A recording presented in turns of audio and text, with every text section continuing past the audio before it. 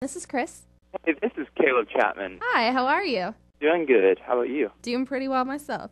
So tell me about the band Caleb. Like, who are you guys? How do you describe yourselves? What's coming up? That kind of a thing. Caleb is, in its entirety, a four-piece rock band from Franklin, Tennessee. And we're kind of in the Switchfoot, Leland, I'm naming all the inspirations, so it could just be that I wish I sound like these bands, but I'd like to say that they've inspired us a lot, but like kind of in the Sanctus Real vein a little bit as well. More of a alternative rock is what people usually call us.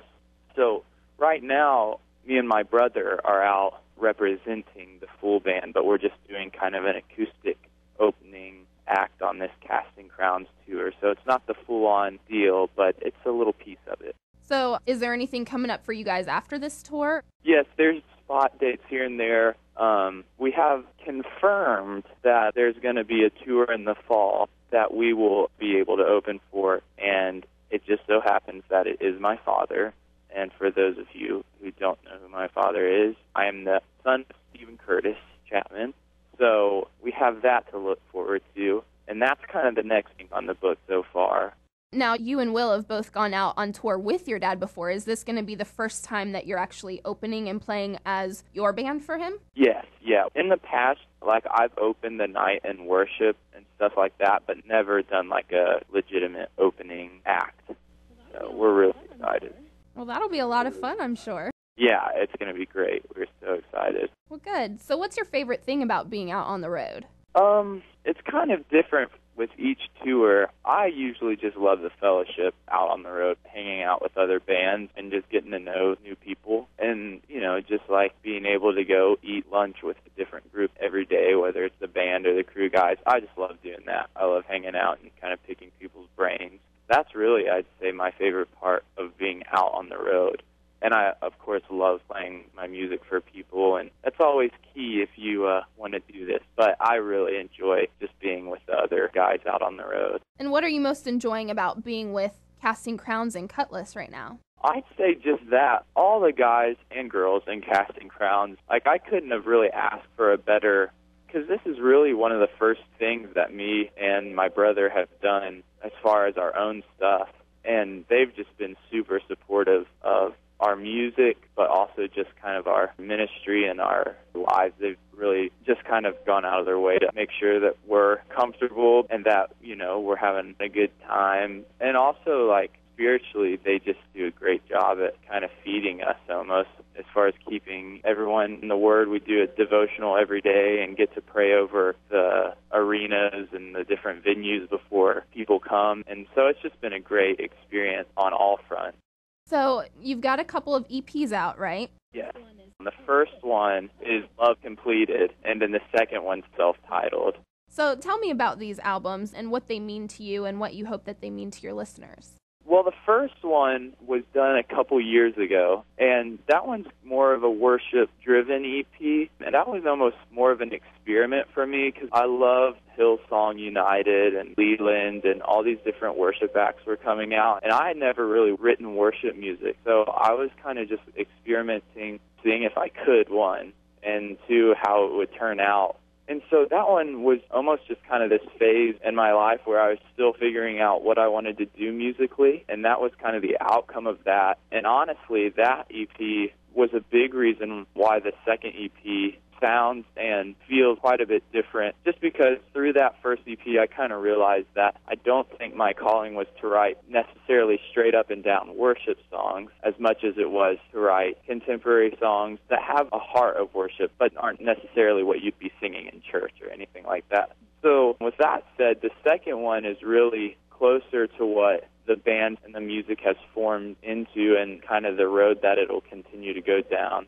And really, as far as the message in them, I just, over the last 2 years of the Chapman's life with the loss of my little sister and just different struggles that come with that, it's honestly just, there's a lot of questions that I ask, you know, to God and just a lot of whys, and there's just a lot of kind of vulnerability, hopefully, that people will see in it, just because I just want to make sure that people can see my heart even when it's broken, and that I'm not kind of covering up wounds that aren't there, just to make people, happy or feel good. But my hope is that it's not like a depressing record at all. It's all out of hope. And I try to always put the twist of, at the end of the song, like, there's all these storms around us, but there's always land somewhere, and there's always hope. There's always an answer. Sometimes we just don't know it. So that's really the heart of this second EP, is just being vulnerable and honest with the listener. And out of all those songs on both of those EPs, what would you say is your favorite one?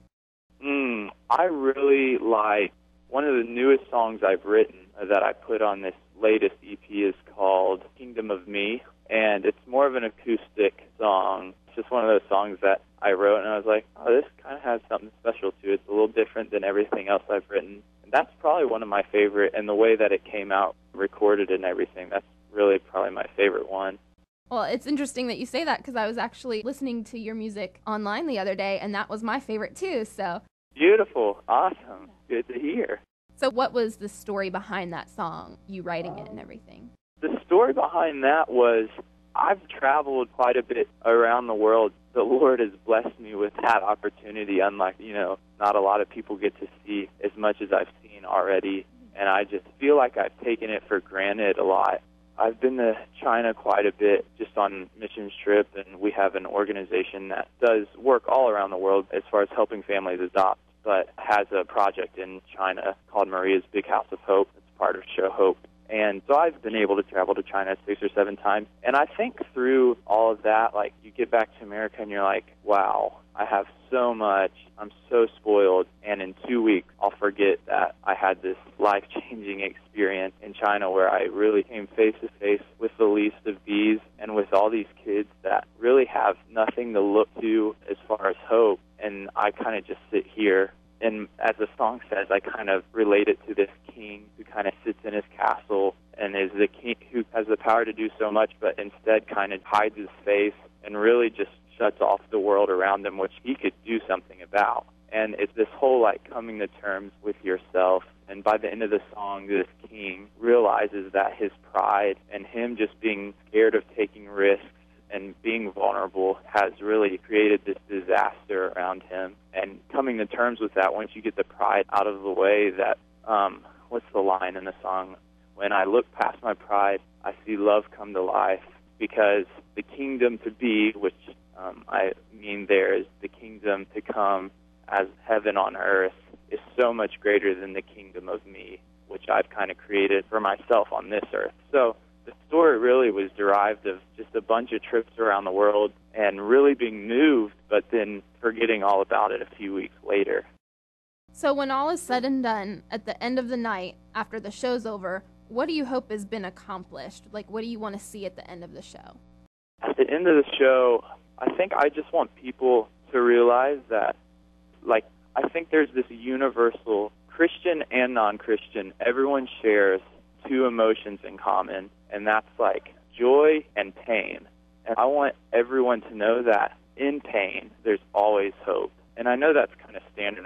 The last thing I want to do is sound cliche, but I think that the main thing that I just want people to know and connect with the fact that everyone walks through hard situations, and you're never alone in what seems to be this huge hurricane swirling all around you, and you feel like you're just the only one right in the middle of it. And that ultimately Christ has taken on that storm and really can just sit and calm it for you. And also, I think what's important for me to relay to people is that Christ works through the people around you, and that Christ is in the people around you. And so that when I say you're not alone in your pain, you're not just going to a human being being like, solve this issue for me. You're going to people around you that have filled their life with Christ and really just want to be Christ for you.